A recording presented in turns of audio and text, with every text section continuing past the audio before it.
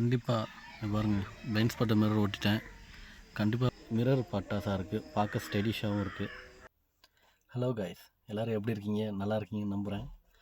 So கொஞ்சம் time ஆயிடுச்சு, ரொம்ப நாள் ஆயிடுச்சுன்னு நினைக்கிறேன் கண்டென்ட் போட்டு நம்ம சேனலில். நேற்று வந்துட்டு இன்ஸ்டாகிராமில் நம்ம சப்ஸ்கிரைபர் ஒருத்தர் கேட்டிருந்தார், திருச்சிக்காரர் தான் போல இருக்கு அவர். ஸோ அவர் கேட்டார், கார் வந்துட்டு எப்படி கம்மியான ப்ரைஸ்க்கு நெகோஷியேட் பண்ணி வாங்கலாம் ஷோரூமில் அப்படின்னு சொல்லி. சரி, ஓகே, நம்ம ஏன் இதை ஒரு கண்டென்ட்டாகவே போட்டலாமே, என்ன ஒரு 4 பேருக்கு தெரியட்டுமே அப்படின்னு சொல்லிட்டு. உங்களுக்கு யூஸ்ஃபுல்லாக இருக்கும், ஏன்னா புதுசாக கார் வாங்கும் போது கொஞ்சம் ஹெல்ப்ஃபுல்லாக இருக்கும். கொஞ்சம் ரேட்டு கம்மியான நமக்கு நல்லது தானே. சரி, அதை பற்றி பேசுகிறவங்க. அது என்னன்னு பார்த்தீங்கன்னா ஒன்றும் இல்லை. இப்போ நீங்கள் வந்துட்டு ஃபார் எக்ஸாம்பிள் நான் வந்துட்டு பலீனோ வச்சுருக்கேன், ஓகேங்களா. ஸோ நான் கார் வாங்கும்போது என்ன பண்ணேன் அப்படின்னா, ஃபஸ்ட்டு என்னோடய நியரஸ்ட்டு நெக்ஸா ஷோரூமில் போய் கேட்டேன். அது மாதிரி நீங்கள் என்ன பண்ணணும்னா, ஃபஸ்ட்டு வந்துட்டு நீங்கள் கார் புக் பண்ண போகிறீங்க அப்படின்னா, ஃபஸ்ட்டு என்ன காரு, எவ்வளோ பட்ஜெட்டு அப்படிங்கிறத கன்ஃபார்ம் பண்ணிக்கோங்க. எந்த பிராண்டு அப்படிங்கிறதையும் யோசித்து வச்சுக்கோங்க. யோசித்து வச்சுட்டு நியரஸ்ட்டில் என்ன இருக்குதோ, எந்த ஷோரூம் இருக்குதோ அந்த ஷோரூம் போயிட்டு ஃபஸ்ட்டு கொட்டேஷன் கேளுங்க, என்ன ஆஃபர்னு கேளுங்க. நீங்கள் ஏதாவது கார்ப்பரேட் எம்ப்ளாயாக இருக்கீங்க, இல்லை வேறு ஏதாவது பேங்கிங் செக்டாரில் இருக்கீங்க, இல்லை கவர்மெண்ட் எம்ப்ளாயி இருக்கீங்க அப்படின்னா டாப் 20 கம்பெனி கார்ப்பரேட் ஆஃபர் அப்படின்னு சொல்லி ஒன்று இருக்கும். ஸோ அதுக்கான ஆஃபர் இருக்கான்னு கேளுங்க. அந்த ஆஃபர் நீங்கள் வாங்க போகிற பர்டிகுலர் காருக்கும் அந்த ஆஃபர் வந்துட்டு எலிஜிபிளானு அப்படிங்கிறதையும் கேட்டுக்கோங்க. ஸோ எலிஜிபிளாக இருந்துச்சுன்னா இன்னும் பெட்டராக இருக்கும். அது இல்லாமல் கம்பெனி அவங்க சைடில் இருந்து, ஷோரூம் சைடில் இருந்து வேறு என்ன ஆஃபர் எக்ஸ்ட்ரா கொடுப்பாங்க அப்படிங்கிறதையும் பார்த்துக்கங்க. கரண்ட்டாக என்ன ஆஃபர் போயிட்டுருக்கு அப்படிங்கிறதையும் கேளுங்க. ஸோ ஒரு ஷோரூமுக்கு ஒரு 4 ஷோரூம் பக்கத்தில், இப்போ எனக்கு திருச்சியில் பார்த்தீங்கன்னா நெக்ஸாவே ஒரு 2-3 ஷோரூம் இருக்குது. ஸோ நான் போய்ட்டு 3 ஷோரூம்லேயுமே கேட்டேன். இப்போ பார்த்துட்டு எதில் ஆஃபர் என்னென்ன இருக்குது, எதில் ப்ரைஸ் கம்மியாக இருக்குது அப்படின்னு சொல்லிட்டு நான் வந்து கொட்டேஷன் வாங்கிட்டேன். 3 ஷோரூமே கொட்டேஷன் வாங்கிட்டு அதுக்கப்புறம் என்ன பண்ணேன்னா, கோயம்புத்தூர் வந்துட்டு எனக்கு இங்கேருந்து ஒரு 3.5 ஹவர்ஸ் தான், திருச்சியிலேருந்து 3.5 ஹவர்ஸ் டு 4 ஹவர்ஸ் 4.5 ஹவர்ஸ் வரும். பட் ஸ்டில் பரவாயில்ல, கோயம்புத்தூர்லேயும் ஒரு தாட்டி கேட்டு பார்ப்போம் அப்படின்னு சொல்லிட்டு நான் கோயம்புத்தூர்லேயும் கால் பண்ணி ஒரு ஷோரூமில் கேட்டேன். ஸோ திருச்சியை கம்பேர் பண்ணும்போது கோயம்புத்தூரில் எனக்கு வந்து ரேட்டு ரொம்பவே கம்மியாக தான் இருந்துச்சு. ஸோ இங்கேக்கும் அங்கேக்கும் ஒரு 30-40 ரூபானாச்சும் டிஃப்ரெண்ட் வந்துச்சு கம்பல்சரி. எனக்கு வந்துட்டு இப்போ திருச்சியில் வந்துட்டு 7.5 சொன்னாங்க, 7.50 இந்த காரு நான் ஃபஸ்ட்டு கேட்டப்போ. சரி, ஓகே, கோயம்புத்தூரில் கேட்டு பார்க்கலான்னு கேட்டேன். அங்கே 6.90க்கு முடிச்சுக்கலாம் அப்படின்னாங்க. அதுக்கப்புறம் கோயம்புத்தூரில் இன்னொரு ஷோரூம் கேட்டேன், அங்கே வந்துட்டு 6.80க்கு முடிச்சுக்கலாம் அப்படின்னு சொன்னாங்க. ஸோ ஏன் கோயம்புத்தூரில் கம்மியாக இருக்கும் அப்படின்னு பார்த்தீங்கன்னா, கோயம்புத்தூரில் வந்துட்டு நிறையா சேல்ஸ் வந்துட்டு கவுண்ட் அதிகமாக இருக்கும். திருச்சியை கம்பேர் பண்ணும்போது கார் நிறையா வந்துட்டு சேல்ஸ் ஆகும். ஸோ அதனால் அவங்க அந்த மாதிரி காரை வந்துட்டு அதிகமாக சேல் பண்ணி அதிலேருந்து இது எடுத்துக்குவாங்க. ஸோ அவங்களுக்கு அதுலேருந்து லாபம் வந்து எடுத்துக்குவாங்க. ஸோ திருச்சியில் வந்துட்டு அப்படி இல்லையா. பட் ஸ்டில் பரவாயில்ல அப்படின்ட்டு நான் திருச்சியில் கேட்டேன்.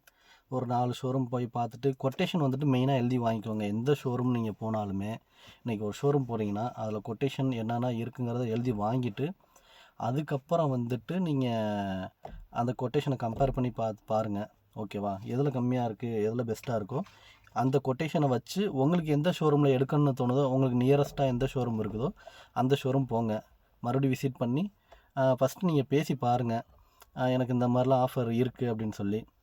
உங்களுக்கு அது அவங்க சொல்கிற ஆஃபர் அப்ளிகபிள் எனக்கு ஓகே அப்படின்னா, உங்களுக்கு கன்வீனியண்ட்டாக இருந்துச்சு அப்படின்னா நீங்கள் அதிலேயே எடுத்துக்கலாம். அப்படி இல்லை அப்படின்னா அந்த பக்கத்தில் இருக்க ஷோரூமை விட வேறு ஷோரூமில் எனக்கு பெஸ்ட்டாக இருக்குது அப்படின்னா அந்த கொட்டேஷனை வந்துட்டு இவங்க கண்டிப்பாக ப்ரூஃப் கேட்பாங்க. பக்கத்தில் நீங்கள் போய் வாங்க போகிற இடத்துல அந்த ப்ரூஃப்க்கு வந்துட்டு இன்னொரு கொட்டேஷன் வந்து வாங்கி அந்த கொட்டேஷன் வந்து நீங்கள் காமிச்சிங்க அப்படின்னா அதுபடி உங்களுக்கு வந்து பண்ணி தருவாங்க. ஸோ இவ்வளோ தான் கதை. ஆனால் கண்டிப்பாக வந்துட்டு மேனேஜர் கண்டிப்பாக குறைப்பாங்க. நீங்கள் வந்துட்டு ஏன்னா இன்னொரு ஷோரூமில் நீங்கள் போய் பார்க்குறீங்க இல்லையா, அங்கே போய் பார்க்கும்போது உங்களுக்கு இதை விட அது பெட்டராக இருந்துச்சுன்னா அப்போ ஆப்வியஸாக மக்கள் எங்கே போவோம், எங்கே கம்மியாக இருக்கோ அங்கே தான் போவோம். அப்போது தான் என்ன பண்ணுவாங்கன்னா, ஓகே வாங்க நாங்களே பண்ணித்தரோம் அப்படின்னு சொல்லிட்டு அவங்களே கொஞ்சம் இன்னும் கொஞ்சம் குறைச்சி கண்டிப்பாக பண்ணுவாங்க.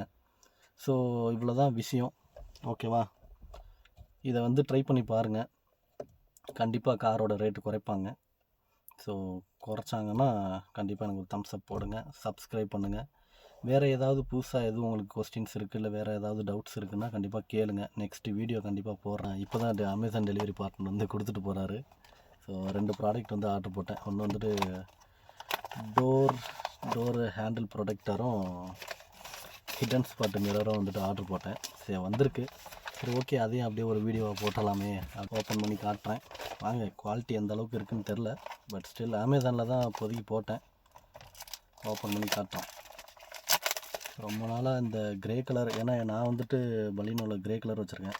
அதனால் இந்த கிரே கலர் வேணும் தேடி தேடி கடைசியாக இந்த மாடலில் தான் கிடச்சிச்சு கிரே கலரு.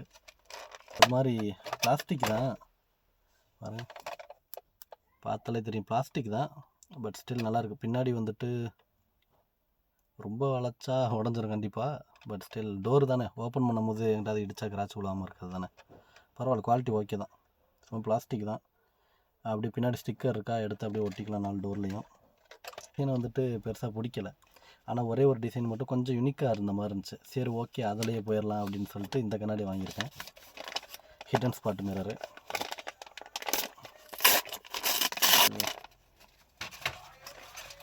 எப்போவுமே யூஸ்வலாக இந்த ரவுண்டாக தான் இருக்கிறது தான் வாங்குவோம்.